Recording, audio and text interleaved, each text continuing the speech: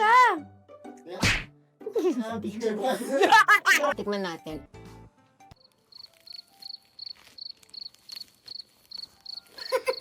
Wala na nakabe. Wala na nakabe. Masarap, guys. And yung, guys, yung chicken nila. Ang sarap ng luto. It's juicy, it's crispy, it's flavorful. It's all in one. Sobrang Italiana. Grabe. Hindi na sila basta chicken. Meron din sila ng pesto, meron din silang baked mac. May fries, may lahat na! Kaya ano pa inaantay niyo? Pumunta na kayo dito! Kaya ito guys, hindi sila basta-basta, wag kayo. Go na! Pumunta ka na, gumaya ka na! Aantayin kita dito! Go! Push! Welcome mga ka-found and featured. This is me, Angel, nagbabalik. At ngayon may nadiskubre tayong bagong tambayan that serves bold, flavorful, and satisfying chicken meals. Welcome to Chicken Garage!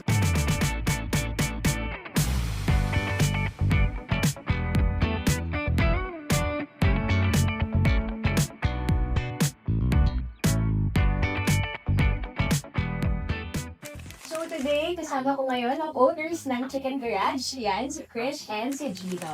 So, Chris and Gino, can you tell us the story about how this Chicken Garage started? Prayer ko na before pa na makapag-aral ng culinary and also to have a food business. So, since matagal na nga yung prayer na yun, sabi ko parang imposible na mangyari. Kasi working na ako that time eh.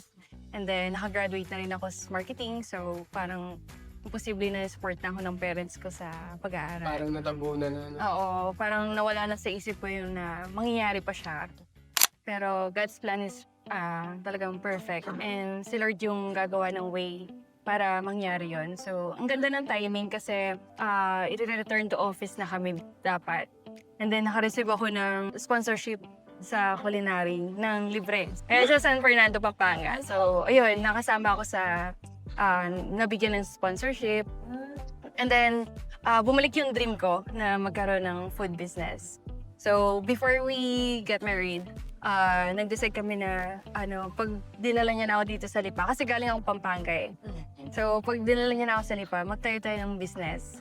So, sabi ni husband, try muna natin sa small muna, para less risk daw. So, what we did is, we started Chicken Garage sa home base. Sa subdivision. Subdivision. Saan pa po ito? Sa Next Asia.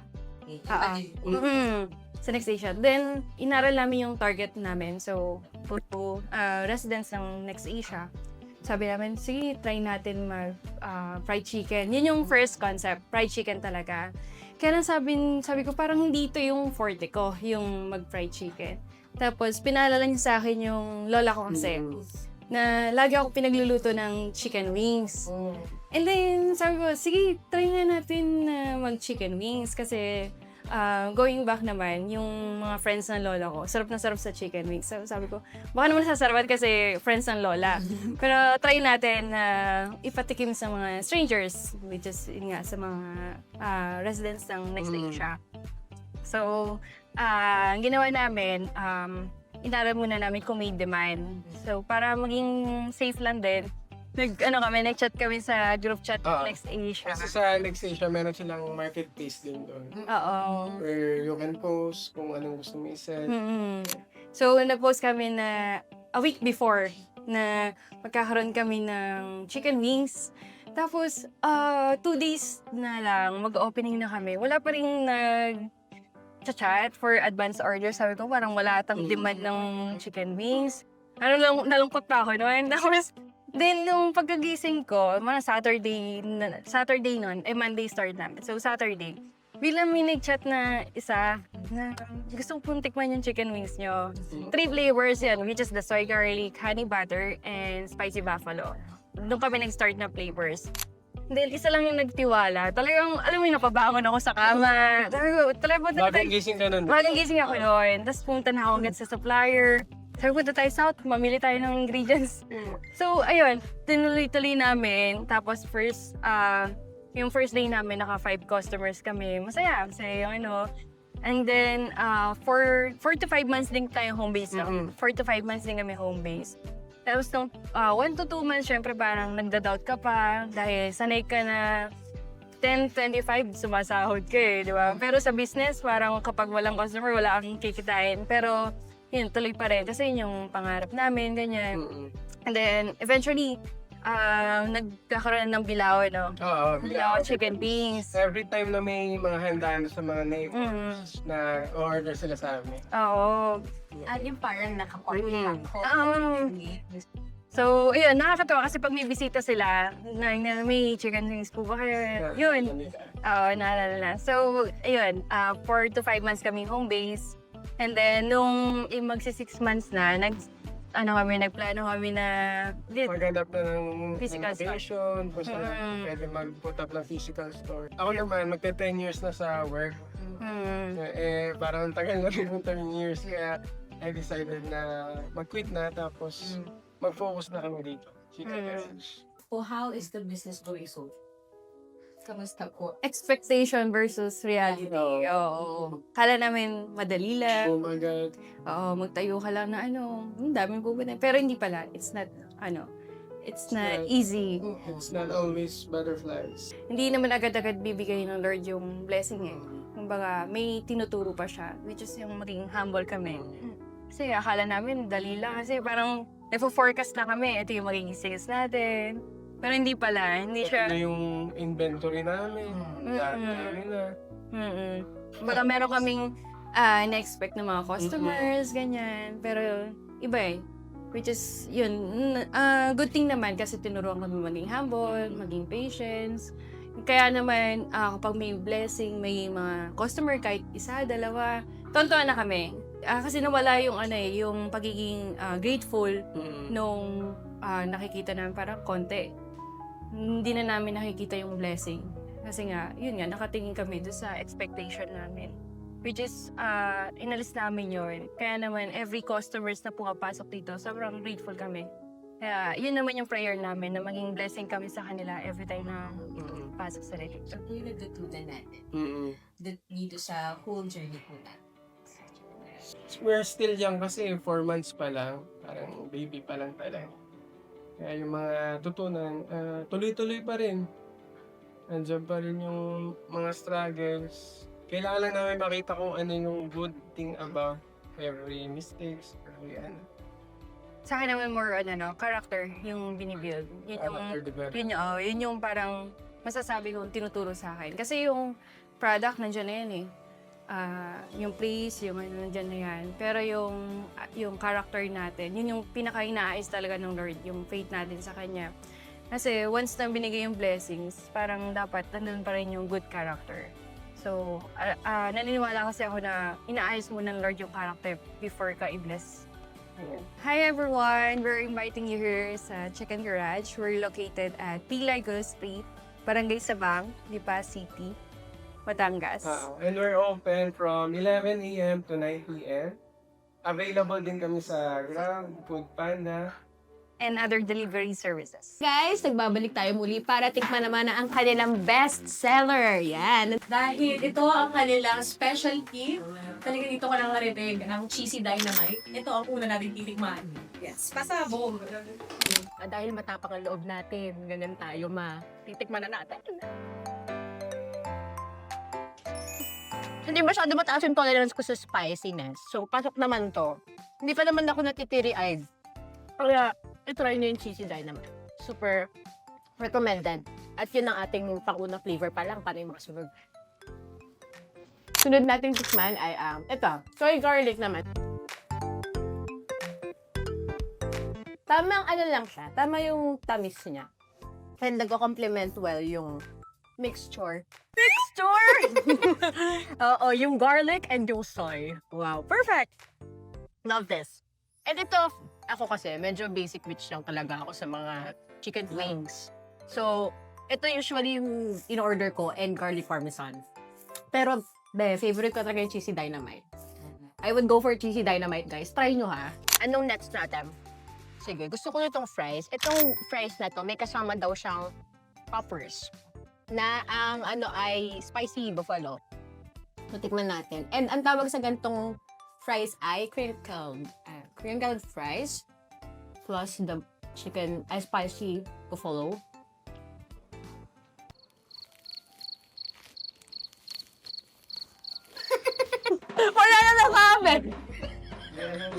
Wow, habi. Masarap, guys.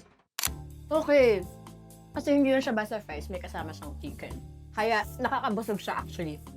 Teka, medyo na ano na ako Pagkasunod na spicy pala to. Pero, legit, nagko-complement yung lasa ng yung flavor ng chicken popper and no fries. Kaya, kung ito lang order nyo, busog na kayo. Pero syempre, wag lang yan orderin nyo naman, Masarap naman yung iba. And let's go next to, ano ba? Sige, tikman din natin ito. Ito namang parmesan, naiiyak-iyak na ako. Medyo spicy pala both. Pero talagang, pag matapang kayo at talagang gusto nyo ng anghang, dito kayo.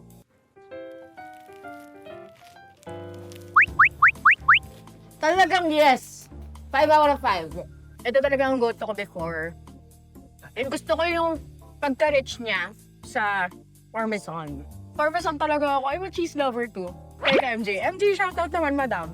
Pero yeah, sobrang rich niya in parmesan. And yung, guys, yung chicken nila. Ang sarap ng luto. It's juicy, it's crispy, it's flavorful. It's all in one. Okay, once again, this is a chicken karage. Ang next natin try. At ito ay, it comes with different dips. Ayan. Ito, cheesy cheese yung ito-try natin. Sarap! Sarap! Para na lang din siyang wings. Pero ito, may iba't ibang flavors pa yan. So you can choose anong variant, diba? So ayan guys, medyo nag-water break tayo. At ang aking water ay itong kanilang original blended iced tea na ang sweetener ay hindi basta-basta asukal, kundi stevia. Kaya ito guys, hindi sila basta-basta, wag kayo. Hindi nyo kaya. Shala-shala lang mga yan. So, ito try natin ngayon. Ako na-curious dito sa Honey Ranch. May tamis daw to at may anghang. Ito na naman ako si anghang. Hi.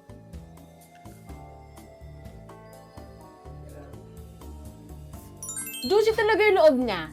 Okay, sure. Nice. So, ang next ko ita-try ay ang kanilang bacon mac and cheese at ang kanilang creamy benefits. Let's give it a try, guys. Come on! Let's try this. Perfect. Kaya may bacon. Guys, sobrang cheesy niya. Yung makita na sa loob. Sobrang rich niya sa cheese. Lasa-lasa niya yung bacon bits. Next, ang creamy penne pesto by Chicken Garage. Sobrang Italiana. Grabe. Hindi na sila basta chicken. Meron din silang pesto, meron din silang baked mac, may fries, may lahat na! Kaya ano pa inaantay niyo? Pumunta na kayo dito! At meron din pala silang sides. You have the corn and the kimchi. Mamaya na yung corn.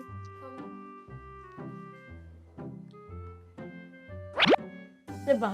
Pwede pa nga dito eh. Oh, cheesy. Oh, diba? May sweet corn ka naman. Oh, itong dip nila kahit saan pwede, kahit sa wings. Karage. O kahit dun sa ano nyo.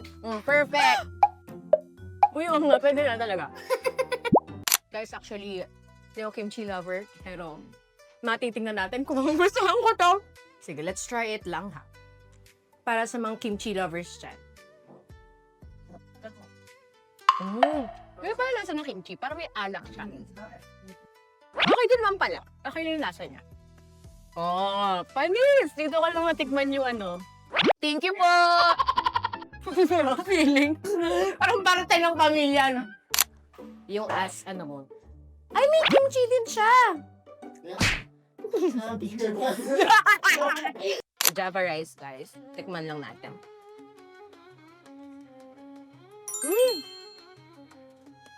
Ito rich and flavor niya talaga. Pero yung niya, hindi matapang yung amoy niya, ha? Pero pag niya, sakto lang. Masarap siya. So, hindi talaga matapang yung amoy niya or what. Tama lang. Tapos, mas nagko-complement yung flavor niya with our wings here. So, must try, guys. And yung kimchi rice, na may kimchi. Sorry naman, sir. Yung kimchi rice goes with our wings din. And also, our chicken karate. Sarap, guys! Buson! Buson! So, yan, tikman naman natin yung kanilang spicy buffalo. May tamis, may anghang. Very crunchy. Malamang. At saka yung, yan, nararamdaman ko na yung kick ng anghang afterwards. So, guys, sobrang solid. Nakakaiyak yung spicy buffalo nila. Nakakaiyak yung anghang. Pero at first, hindi, ang malalasahan mo ay tamis. Tamis, tapos konti-konting anghang. Tapos yung laman ng chicken. Tapos maya-maya, ayun, nagte-take effect na. Kita niyo ba medyo lulo? Well, yung tolerance ko naman sa spicy ay medyo mababa. So guys, ito lang masasabi ko. First time ko here sa Chicken Garage and trying their food from their chicken wings, pasta, fries, karage, and yung kanilang different kinds of tips and flavors of fries. Masasabi ko lang, solid 10 out of 10. Puntahan nyo na. Kasi you're missing out, guys. Ang pinaka-favorite ko, nagustuhan ko agad, instant fave, is this cheesy dynamite. May anghang siya, pero tolerable siya. Hindi siya yung... Pero gusto naman, kung gusto magpa-add ng spice, request lang kayo kila sir, kila ma'am. Pero yung timpla nila here is sakto lang. For me. Okay. For me lang pala, no? And I think for everybody too. So, yun lang, guys. Kung kayo ay nagkikrave ng manok, yan, chicken wings go here, guys. Sobrang rich ng flavor ng kanilang mga chicken at hindi maliit ang kanilang mga manok. Talagang give na give ma. Kita ba yan? Tingnan nyo. Give na give ang mga manok and yung karagi na yun. Ang laki, guys. Kita nyo ba? Okay, so hindi sila basta-basta, guys. So, guys, ano pa yung naantay nyo? Punta na kayo dito sa Chicken Garage sa May Lego Street sa Sabang. Sabang, Lipa City. So, makikita nyo siya sa maps. Yan, nandun sila kasi yun yung ginamit ko papunta here. And very madali lang hanapin. So, once again, guys, I'm Angel, your host for today. At samahan nyo kaming mag-feature pa ng maraming local businesses dito sa Lipa. And maybe outside the Philippines. Sir! Pag may budget, kaya supportahan nyo rin kami. Don't forget to follow, like, share, subscribe. Yan, subscribe button dito daw. And our videos na nandito. Panoorin nyo, guys. Come on. Yun lang. And see you on our next feature. Bye-bye!